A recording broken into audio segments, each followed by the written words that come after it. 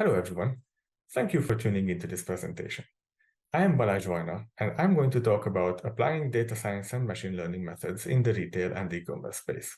These techniques are not actually restricted to retail and certainly not to e-commerce, so hopefully everyone will be able to relate to this presentation and extract some benefit from it. I've switched the camera on for this brief introduction, but now I will dedicate the entire screen space to the slides themselves. Before cutting to the chase, let me give a little more introduction here. Our company, Marketing Lens, focuses on growing clients by establishing their digital marketing strategy and executing on it, heavily backed by analytics insights and data solutions. As for me, I originally graduated as a chemical engineer, but I departed from it and have spent over 15 years in data and analytics, most of it in the consulting space. I've done a good bit of machine learning engineering. Before it was actually called machine learning engineering. But 5 years ago, I found my still ongoing passion for architecting advertising and customer experience solutions using BigQuery, CDP, and the likes. I have two main aims with this presentation. One is to show a few data science use cases relevant to e-commerce businesses, not in a comprehensive way, but trying to touch on different areas. And after that, to show the main steps involved in a data science project. So let's get going. You might see the term AI popping up here, but I'll refrain from using that term during my talk. However, I will use the terms data science and machine learning, and here I'll use them interchangeably. One way of categorizing data science use cases is the customer lifecycle. There are a number of different ways to draw it up, but I guess this is one of those many ways. On the top, we start with prospecting, getting potential customers to find us. Then we want to convert them to customers. After that, we want to serve them, make them happy, and ensure they keep buying from us or they subscribe for more. We also have to make them happy to the extent that they won't leave. In the middle of the slide here are some niche areas. Happy customers might refer in further customers, and in some businesses, it may be possible to revive customers that had been completely lost previously. Now, let's see how machine learning or statistical methods can help us in these stages. The use of machine learning models is most prevalent down here at the monetization and retention stage, and most of my deep dive examples will also come from this area. But similar models can also be used in the prospecting and acquisition stage. For example, when we want to predict who is likely to purchase or become a customer. This is called lead scoring and relates to both prospecting and acquisition, depending on what exact goal we are modeling here. It can be purchase, but it can also be something further up in the funnel, registration, newsletter subscription, or even something like watching a video or sending a form. In any case, these are typically conversions in one way or another. So we could also call this conversion modeling. This is really cool stuff, and I'll get back to this a little later. Monetization has a lot of approaches. We'll cover these in a few minutes, except customer lifetime value modeling, so I'll just call that one out here. Retention is one of the most popular examples, namely churn propensity modeling, and is there in almost every business vertical. There are some other statistical techniques like survival analysis, which I won't detail, but is worth looking into. And I guess sentiment analysis, which is a text mining natural language processing use case, and which can also be aimed at reducing attrition. The niche areas can also be supported by data science methods. Referrals can be analyzed by network analysis techniques to find well-connected people whose decisions are more likely to impact others. And for win-back, we can build models on people that we see interacting with competitors. These latter ones are not that relevant in retail and e-commerce. Network stuff is more common in telcos, and leakage models are something that banks used to do a few years ago. These days, perhaps not too much due to GDPR constraints, but I wanted to mention them here in case they could give some ideas. Let's look at sales-focused propensity models in a bit more detail. What are we doing here? We'd like to predict who is going to purchase or take out a product, or a set of products, or respond positively to a sales campaign or promotion, or something along those lines. To be more precise, we want to give them a score, which is related to the probability of purchasing. How do we do this? We collect all sorts of data from previous purchases and campaigns, and we build a model to find the patterns that seem to indicate whether someone purchased the next time. We typically use many different data sources for behavioral information: past transactions and card data, customer details such as demographics, age, number of kids, product details, and sometimes even online activity and things like call center information. We build metrics from these for each customer, and then we match them up with the purchase, which we call the target variable. This is a supervised learning approach and falls into the family of classification models. This slide aims to give a bit more detail about how this is done. Each customer has some static details like gender and whatnot, but also has a timeline of purchases and other touchpoints in their journey. When we build the modeling populations, we determine who all is in scope for teaching the model, and we typically pick a date for them one way or another. Then we build predictor metrics to see what their data looked in the past as of that date. And we look forward as well to see that after the reference date, have they bought the product, or was there a campaign after which they bought the product? It makes a huge difference how exactly we frame the question and how we define our target variable. This can really make or break the whole thing.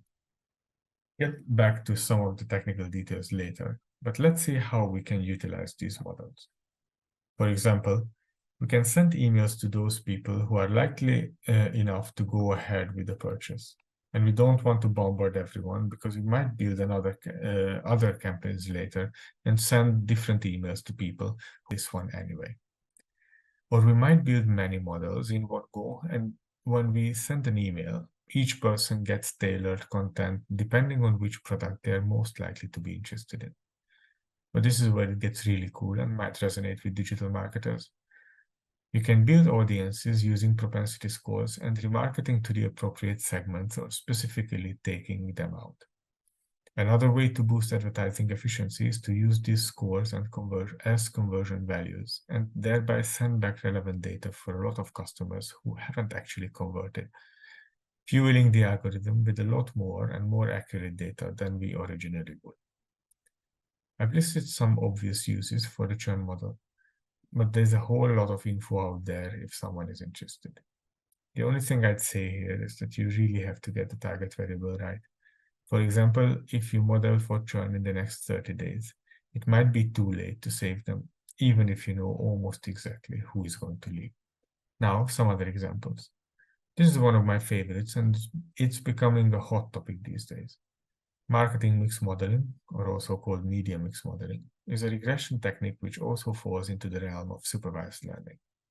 The goal is to understand the contribution of different advertising activities to sales or revenue. This is a very similar goal to what we tried to do with attribution, but attribution has become very difficult or practically impossible, and marketing mix modeling provides a great alternative. We collect daily spend and impression data on all these channels, and we build a model to predict the daily sales data.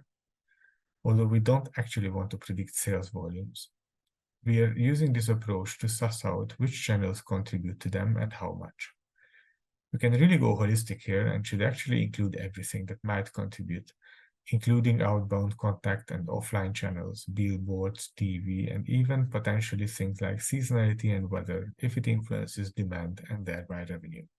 This method gives a lot of insightful output, like which channel contributes how much, but also how long-lasting the effect of a channel is. And ultimately, it gives you an informed way to better reallocate your budget across channels. There is a splendid webinar from a US-based boutique company, Revology Analytics, if you want to learn more. I can really recommend it. You can see the title and link on this slide. I'm going to go a little bit faster here in the interest of time. Another relatively less popular use case is to optimize pricing, which again falls into the regression category. Price elasticity modeling can really help with increasing the return on investment in promotions and pricing tactics, optimizing inventory, and reducing the risk around pricing decisions. I'll just refer another great webinar from the same company if someone is interested in digging further. Demand prediction. I actually don't have first-hand experience with this one and won't try to pretend to be an expert. But again, I wanted to mention it here because predicting demand is crucial for inventory planning, logistics, and budgeting. These are usually forecasting mechanisms, and the most popular method for this is called ARIMA, or if you so wish, autoregressive integrated moving average. It breaks up the overall trend into multiple meaningful components and predicts how the trend is going to continue if those underlying patterns stay the same. Now, let's venture into the realm of unsupervised learning. These techniques don't require a target variable. They're not predicting anything as such, but they're providing a unique perspective on the patterns within the data, and they can be very useful. One of these is market basket analysis, or in terms of the technique, association rules. Here we analyze cart data to see which products tend to occur together, or in other words, we identify rules where a product is more likely to be purchased when a combination of another few particular products are already in the cart. We can use the output of this in a number of ways. If you don't have a way to fill out suggested or related product slots for every product page, running a one-off experiment with this can give an output that you can directly use to fill those gaps. If you want to do this in a dynamic way, it can be used as a recommendation engine or one layer of it by looking at the cart in real time and suggesting further products based on that. Another popular unsupervised mechanism is clustering. Most data scientists and enthusiasts are familiar with this one. There are some excellent ways to segment customers based on business rules, such as life stage, customer lifetime value, or recency frequency monetary value. But we can also let it be completely data-driven and let an algorithm find the different customer personas. It typically involves two phases. First, we cluster customers based on a number of key metrics and criteria. Many clustering algos don't tolerate high-dimensional features spaces very well. And then we profile them using a whole range of other metrics and descriptive features. The figure on the bottom right is quite illustrative in the sense that these clusters are often not that well separated, but there is still value in defining different segments. Then, lastly, recommendation engines. There are actually many different types, and they're very diverse in terms of the underlying math.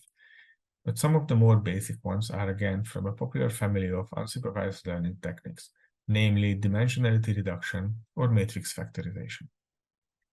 You may have heard the term collaborative filtering. It basically looks at the matrix of customers and their profile of what products they have purchased across all time or a recent appropriate size time frame. Model-based collaborative filtering decomposes this matrix to vectors that reveal typical purchasing patterns and can assign people to the most typical pattern they follow. This then allows recommending products based on each individual's pattern. There are many simpler and more complex approaches. For example, the previously discussed propensity models or market basket analysis results can also be utilized here. Unless you're a really big player, you probably don't want to build your own recommendation engine from scratch.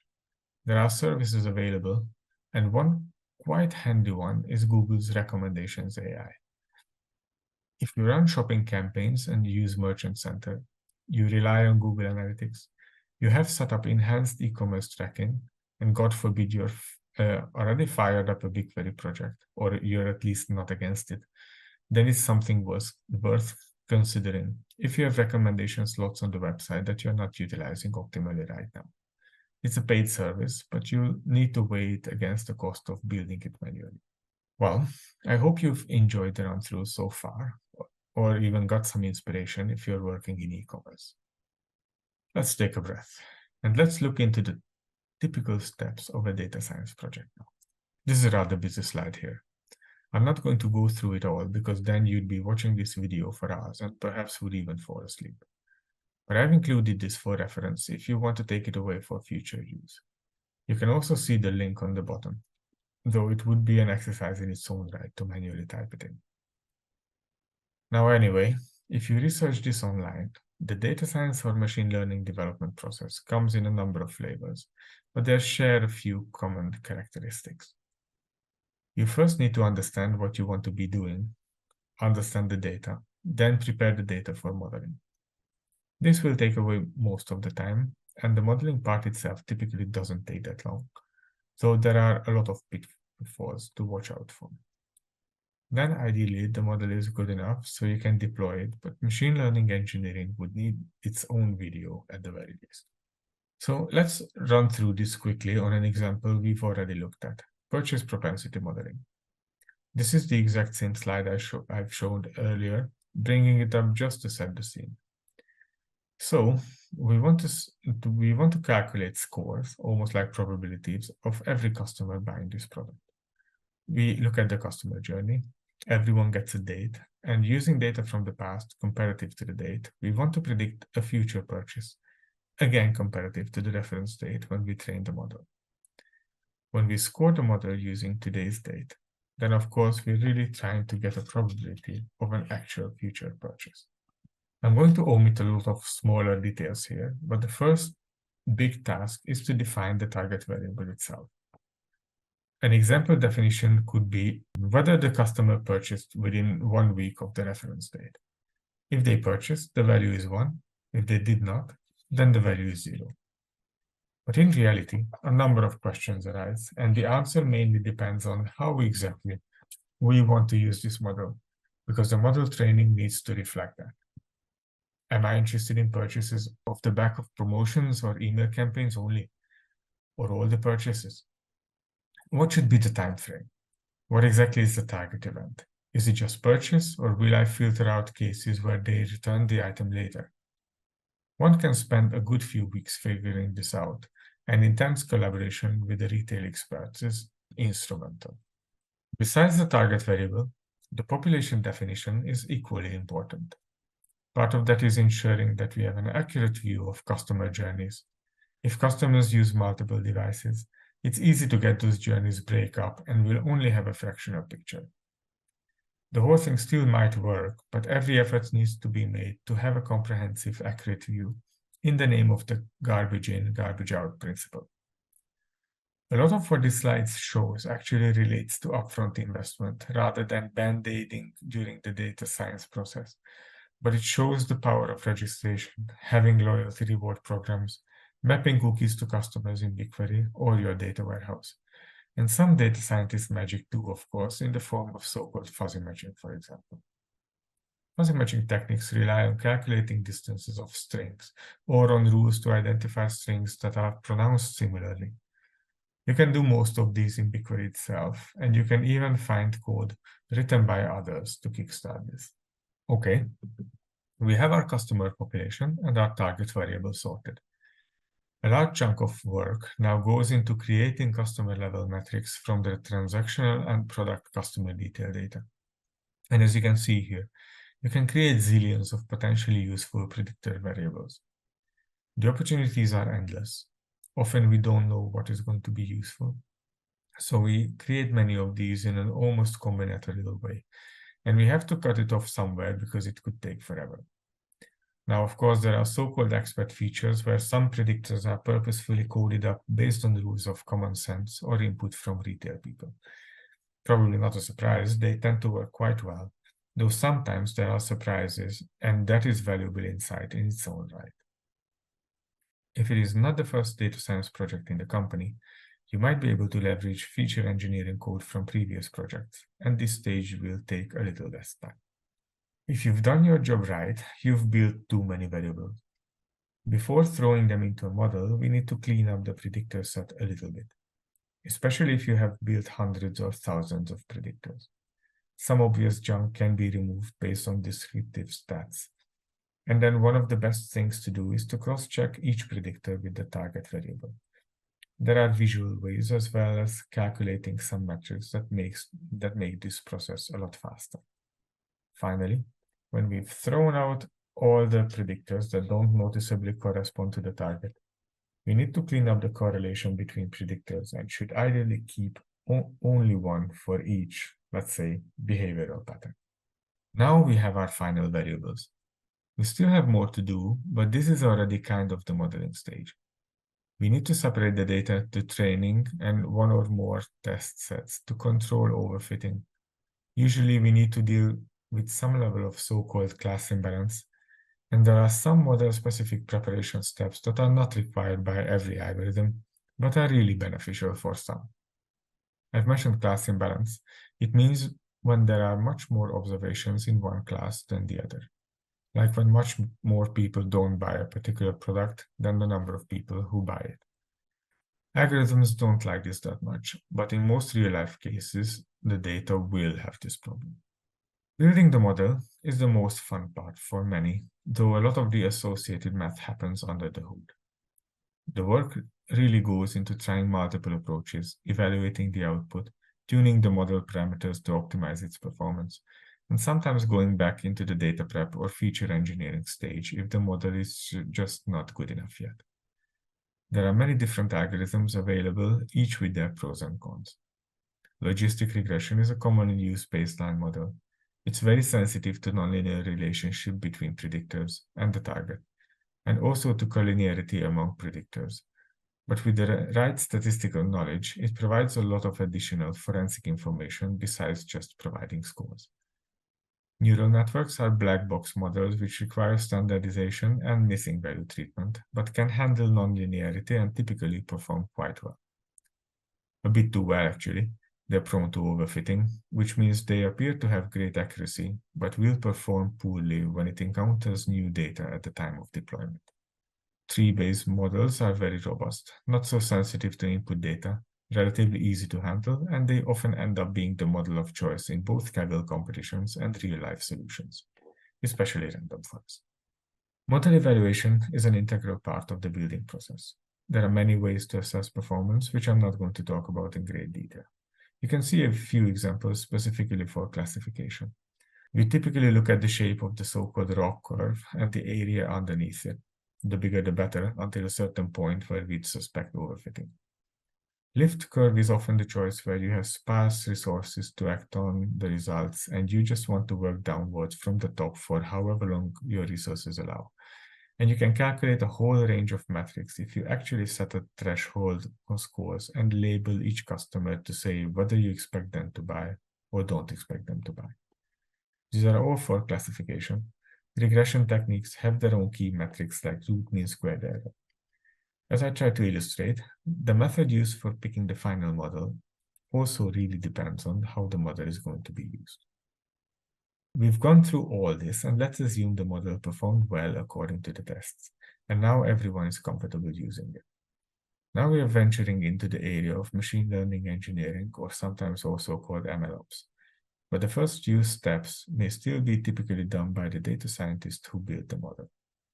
The model needs to be scored on new data, and sometimes test campaigns are built either to see what the target audience is composed of, or really to run a test with a few customers and evaluate initial feedback. This greatly depends on the actual usage of the model. For example, if you use the scores and records in Google Ads, you probably don't have to be that meticulous. But when someone is building credit scoring models, getting it wrong has really serious consequences. If all that comes back all right, the model needs to be deployed in a production setting so that it can produce scores automatically in a scheduled manner.